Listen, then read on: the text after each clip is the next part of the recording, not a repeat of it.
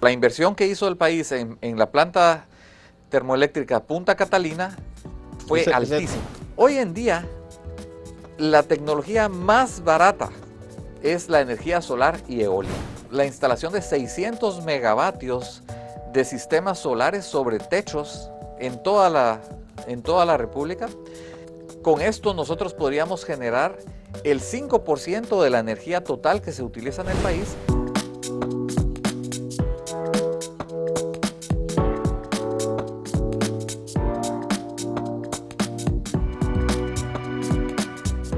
Saludos amigas, amigos, ustedes sintonizan Acento TV y este es su espacio a partir de ahora. El Comité de Lucha contra el Cambio Climático, que ustedes conocen, que ha venido echando la batalla, es un tema que, aunque es muy especializado, lo que le llega al público es que se sabe que hay problemas, ¿verdad?, con el calentamiento global, la pérdida de las capas de hielo donde es necesario que sube el nivel del mar y que hay la necesidad de ir haciendo una transición en el mundo de las fuentes para producir energía que son muy contaminantes a fuentes más limpias, ¿verdad? Y entre esas fuentes muy contaminantes, por ejemplo, está el carbón. Aquí se construyó, cuando muchos países están saliendo del carbón, se construyó una gigantesca termoeléctrica, gigantesca para nuestro país, que es Punta Catalina.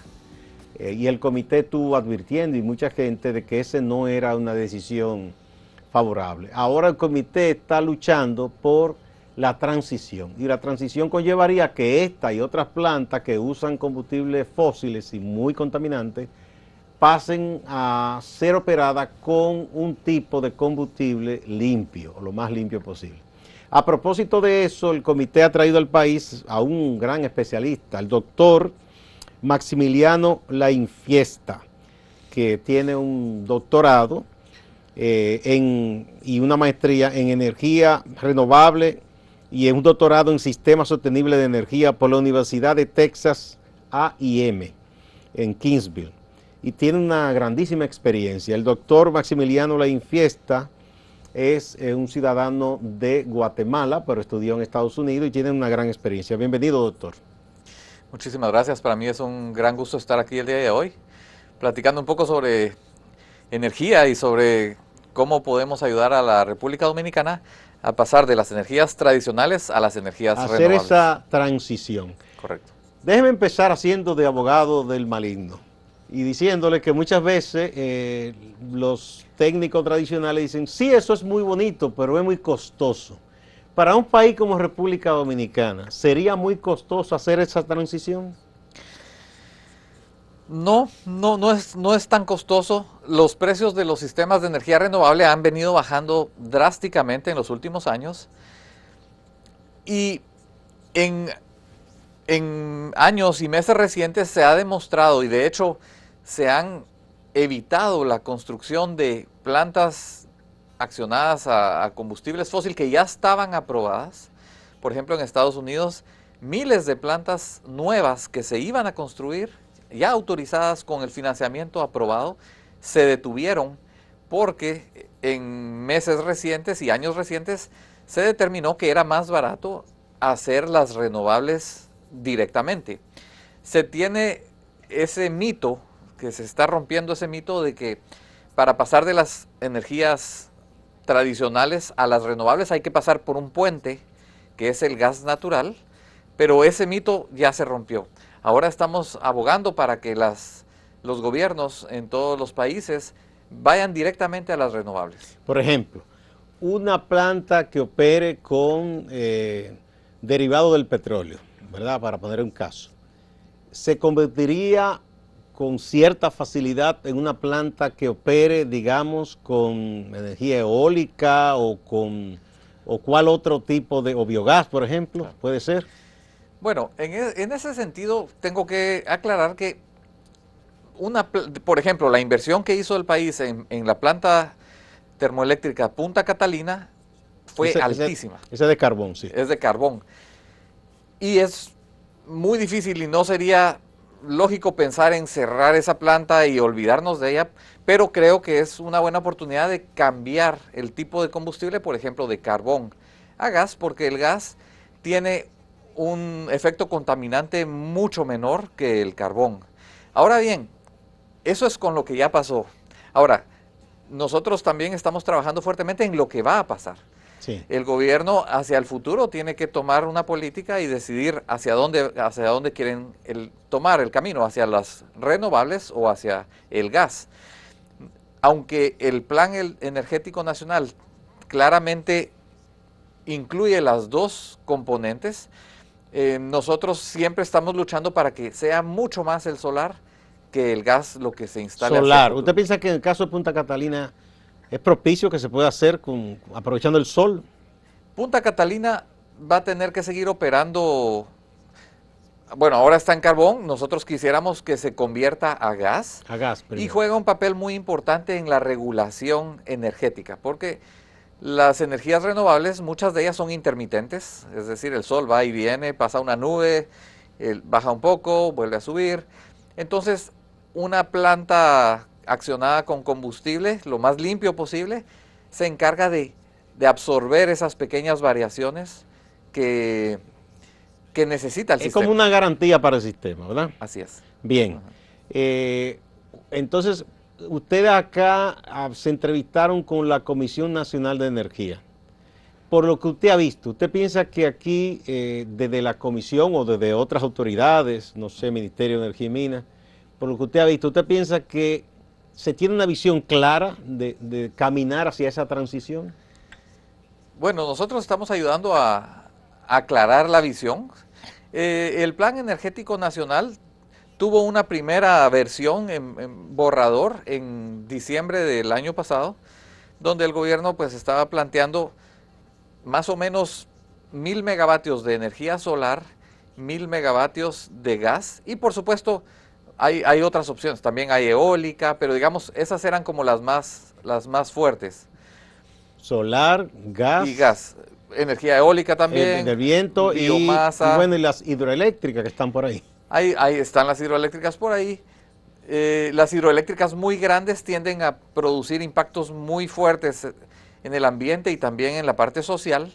Las hidroeléctricas más pequeñas, a mí me gustan mucho y las apoyamos. Pero digamos que el recurso más abundante y más barato de instalar hoy en día es la energía solar. Y aquí tenemos mucho sol. Y aquí hay mucho sol. Bien. Bueno, usted ha recorrido aquí un parte del territorio dominicano en el tiempo que ha estado acá. Sí, he visitado La Vega, he ido a San Pedro de Macorís, he ido a Maimón. Hemos estado hablando con cooperativas, hemos estado hablando con la gente, con asociaciones de instaladores de sistemas de energía renovable, con el gobierno. En general hay un sentimiento de unidad. Todos creo que en los grupos sociales, en la sociedad civil, hay una clara idea hacia dónde queremos ir. Y entonces hay que manifestarlo, hay que hablarlo, hay que ver los beneficios y convencer a las autoridades de que ese es el camino que las personas quieren Tenemos tomar. la coyuntura actual. Usted dice que esas energías tradicionales, esas fuentes de energía, se están encareciendo y que resulta más barato irse directamente a las alternativas, sol, viento. Aquí en República Dominicana, porque yo mismo he hecho la diligencia y conozco mucha gente, que todavía instalar paneles solares, todavía los insumos son muy costosos. Y uno dice, pero si esto es una alternativa que a la larga es mejor, ¿por qué resulta tan costoso instalar paneles solares, por ejemplo, para un pequeño negocio, una casa? Claro. Bueno, hoy en día hay un indicador que se llama el costo nivelado de la energía. Básicamente consiste en calcular cuánto cuesta instalar un sistema solar y operarlo durante su vida útil. Bueno, no solo un sistema solar, cualquier sistema de generación. ¿Cuánto cuesta la instalación y operarlo en toda la vida útil? ¿Y cuánto energía va a producir durante toda su vida útil? Entonces se hace una división y podemos saber cuánto cuesta cada kilovatio hora generado por esa tecnología. Hoy en día, la tecnología más barata es la energía solar y eólica. Más barata que cualquier otra tecnología fósil. Y eso que estoy hablando de antes de que empezara la guerra, porque cuando empezó la guerra en Rusia y en Ucrania, los precios de los combustibles han aumentado todavía más. Entonces, no hay energía más barata que la solar y la eólica. Aunque no parezca caro en principio. Exactamente, ese es el problema, que es una inversión inicial que tiene muy buen retorno, pero el arranque, como toda inversión, pues es un poco fuerte. Nosotros estamos trabajando en esa parte. De hecho, estamos haciendo una propuesta que plantea cómo pagar por la transición o cómo hacer más fácil la transición. Bien, doctor, por favor, pongamos un puntito ahí cuando volvamos a esta pausa para que usted me hable con más detalle de esa propuesta. Claro que sí. Vamos a la pausa.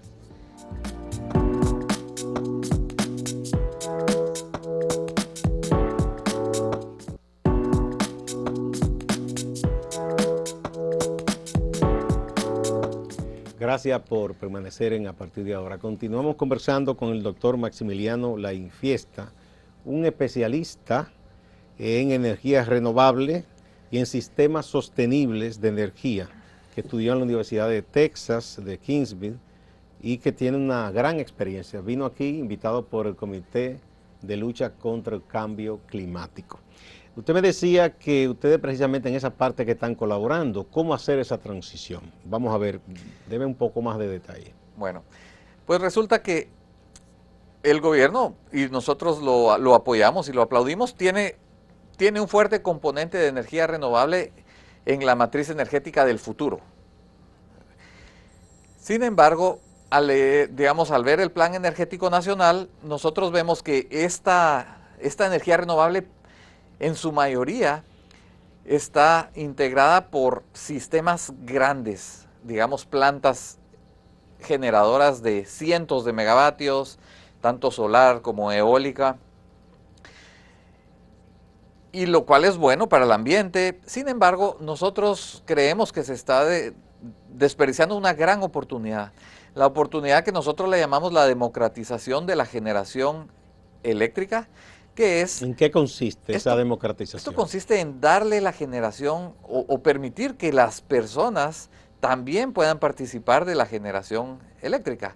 Es decir, el dueño del salón de belleza, el dueño del colmado, el dueño de un pequeño negocio que por años ha estado pagando fuertes sumas por su electricidad y que lo va a seguir haciendo.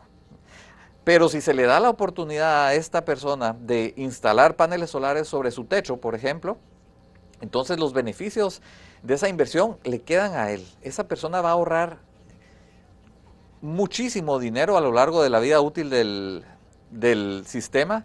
Además, se beneficia al sistema. Hay un poco de resistencia a dejar que las personas generen su propia energía, porque se piensa que se van a ver afectadas las empresas distribuidoras, las EDES, porque ellos van a dejar de percibir dinero. Sin embargo, hay muchos beneficios para ellos también. Cuando nosotros le permitimos a las personas que instalen sistemas solares en sus casas, se reduce la carga de los circuitos eléctricos, se reduce la necesidad de transmisión, reducen las pérdidas del sistema, se pospone la repotencialización de las líneas de transmisión, porque lo normal es que los centros urbanos cada vez consumen más energía, y si empezamos a generar energía en ese lugar, entonces las redes eléctricas tienen más vida útil. Nosotros proponemos en concreto la instalación de 600 megavatios de sistemas solares sobre techos en toda la República. Con esto nosotros podríamos generar el 5% de la energía total que se utiliza en el país, y proponemos que esto se haga en un año y que se repita año con año hasta llegar al límite máximo que la red permita para aceptar energía renovable. Sería, o sea, que cualquier persona en su casa, en su pequeño negocio, pueda instalar paneles, y entonces que así demandaría menos del sistema. Así es.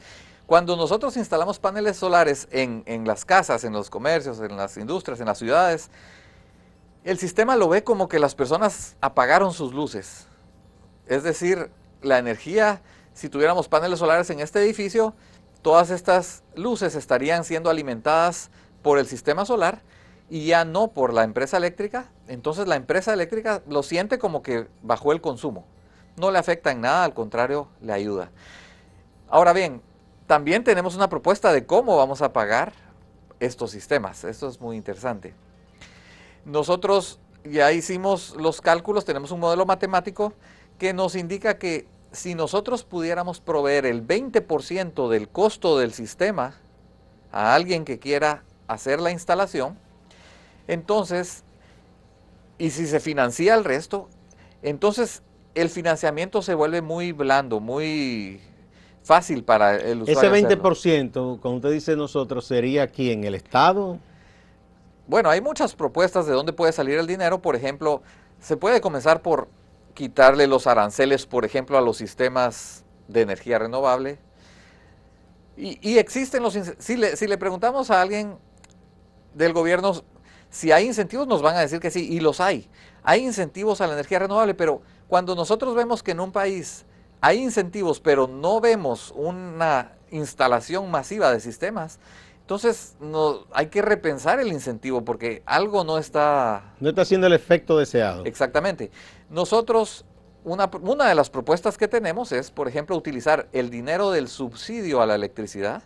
Es decir, el gobierno... que se paga ahora. Hoy en día ya hay dinero que se paga a un generador para que un usuario no pague tanto por su electricidad.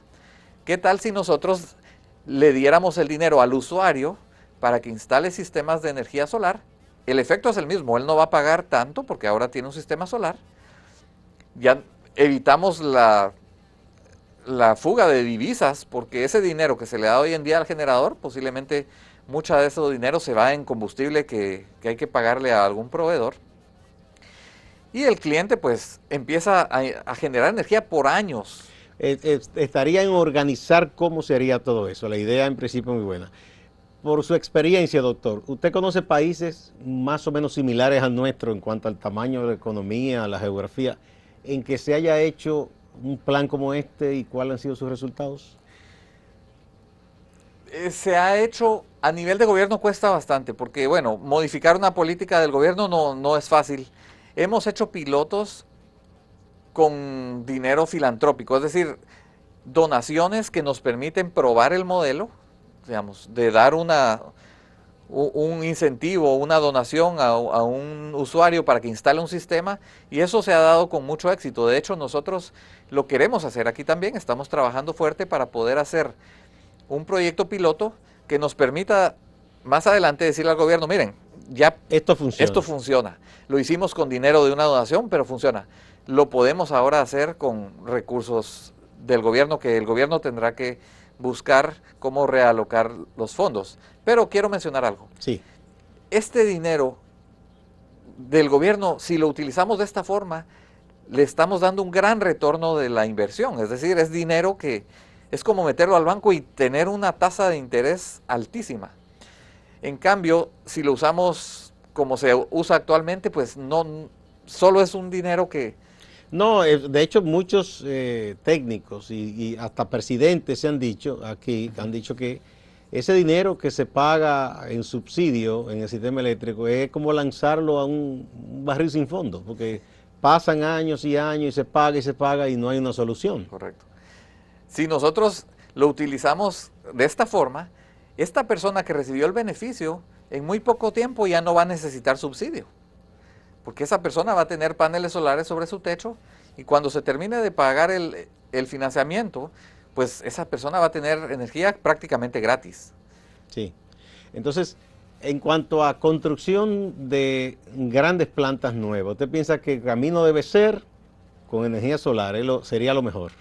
Bueno, la solución a este problema tan complejo de darle energía a un país es un cóctel de opciones.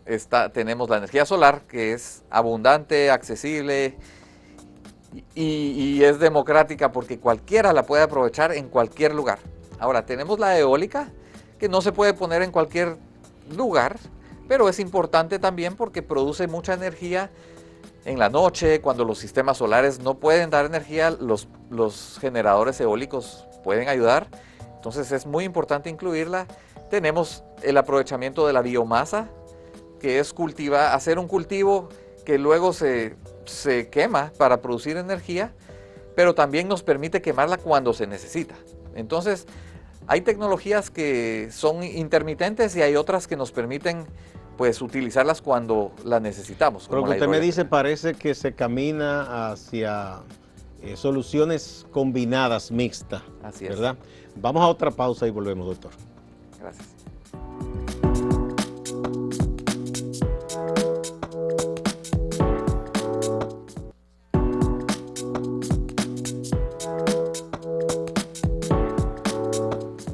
El Comité Nacional de Lucha contra el Cambio Climático ha traído a la República Dominicana un invitado muy especial, al doctor Maximiliano Lainfiesta, que es un especialista en energía renovable y en sistemas sostenibles de energía, y nos está un poco ayudando a visualizar posibles soluciones para la transición que necesita República Dominicana, como todos los países, de energía que se generan con procesos que son muy agresivos contra el ambiente, hacia procesos menos lesivos, más limpios.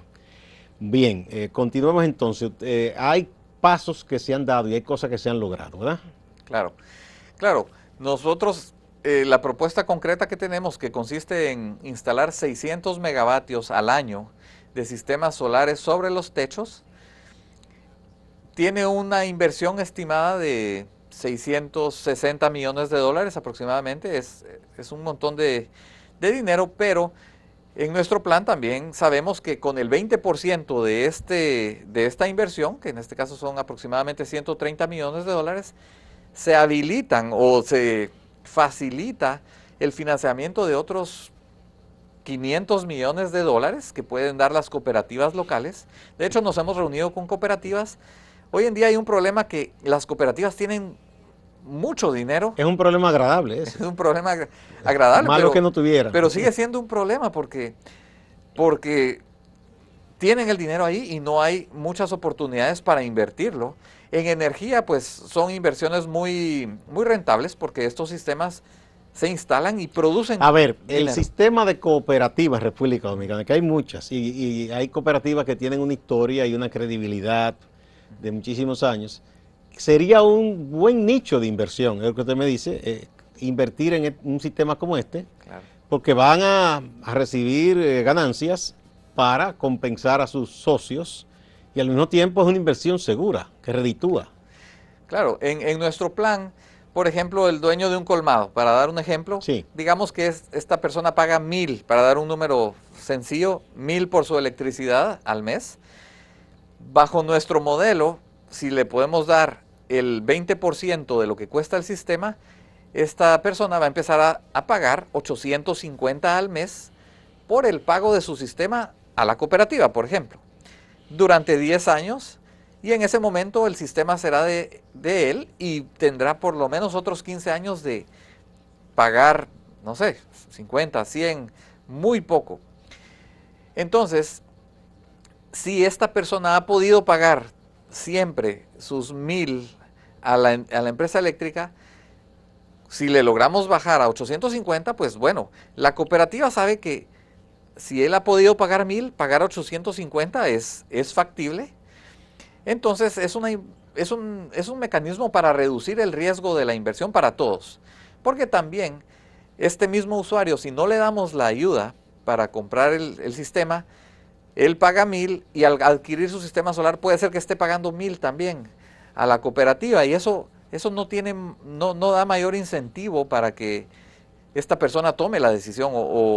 Y a nivel internacional, digamos, organismos internacionales, bancos como el BID, Banco Mundial, ¿se entiende esta problemática? ¿Hay disponibilidad de recursos para el financiamiento? Sí, es esta modalidad que le llamamos financiamiento mezclado, es decir, financiar una parte y donar otra parte, está tomando mucha fuerza a nivel mundial. Organizaciones muy grandes a nivel mundial están promoviendo esto. Esto viene, digamos, en el pasado las donaciones se tendían a dar como, bueno, aquí te dono todo tu proyecto, aquí está el 100% del proyecto en donación, pero cuando hacíamos eso, resulta que el usuario no tenía un sentido de pertenencia del equipo, no lo cuidaba. Se han donado equipos que cuestan muchísimo dinero y que a los pocos años están abandonados. Arruinados. Exacto, entonces todo ha ido cambiando y ahora se piensa que hay que ayudar con lo necesario, pero permitirle también al usuario que adquiera un poco de la responsabilidad de adquirir el sistema, porque entonces él va a aprender a usarlo, lo va a cuidar, porque le está costando. Sí. Bueno, entonces, por lo que usted ha visto, usted piensa que se puede, digamos, observar con optimismo el futuro a mediano plazo, por lo menos, de la República Dominicana en cuanto a su generación de energía necesaria. Claro que sí, estamos sumamente contentos de ver, por ejemplo, hoy en una nota de prensa que por cierto ustedes también compartieron, el BID aprobó ayudas que vienen al gobierno para lograr que, por ejemplo, para el 2025 haya un 25% de penetración de energía renovable, que para el 2030 me parece que es el 30%. Entonces, las políticas internacionales, las políticas del país, todo nos dirige a la energía renovable. Sin embargo, nosotros estamos luchando para que de la mano de la adopción de la energía renovable venga la democratización de la energía también, porque eso va a traer mucho más beneficios para la gente.